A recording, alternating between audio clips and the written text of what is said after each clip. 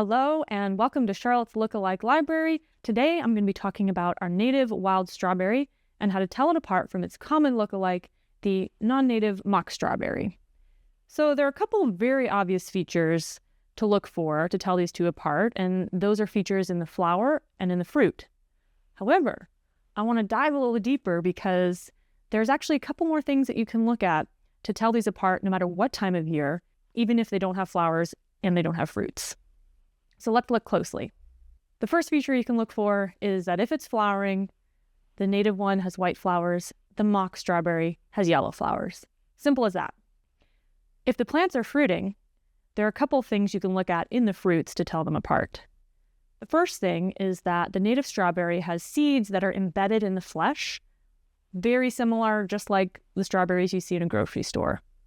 And the mock strawberry, the seeds are actually protruding and really sitting on the surface of the flesh, and they stick out quite a bit.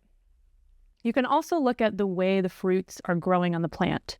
Native strawberry fruits tend to dangle downwards, and the mock strawberry fruits tend to point upwards, and they have much more noticeable leafy bracts sticking out from the base of the fruit. And if you want to look even more closely at the fruits, and you open them up, you'll see that the flesh inside the native strawberry is really red and bright throughout. The flesh on the inside of the mock strawberry is white, and mostly white, and the red is really a thin layer on the outside. And of course, if you taste the two fruits, the native strawberry is the winner. It tastes incredible, and the mock strawberry doesn't really taste like much at all. But now I want to talk about what to look for when you don't have flowers and you don't have fruits to look for when you're in the field. And that's when I zoom in on the leaves and the leaflets. So first, a little terminology. The structures that I'm looking at here are the full leaves. They're compound leaves, so they actually have 3 leaflets as part of that full leaf. And both of these species have 3 leaflets, so that's not going to be helpful to tell them apart. But if you zoom in on the leaflets, and in particular at the teeth that run along the margin of the leaflets, you'll notice some key differences. The teeth on the native wild strawberry are really sharp and pointed, and in botanical terms, these are described as serrate or saw-like. So think of the really sharp teeth on a saw. And that's not quite the case with the mock strawberry. It does have teeth, but they're much more rounded in shape. That's called crenate in botanical terms. And despite having some slight point to them, you'll notice the overall shape is much more rounded than in the native one.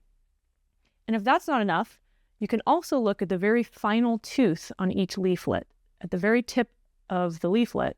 And in the native strawberry, that final tooth is actually really small, and it's much smaller and shorter than the 2 that are surrounding it.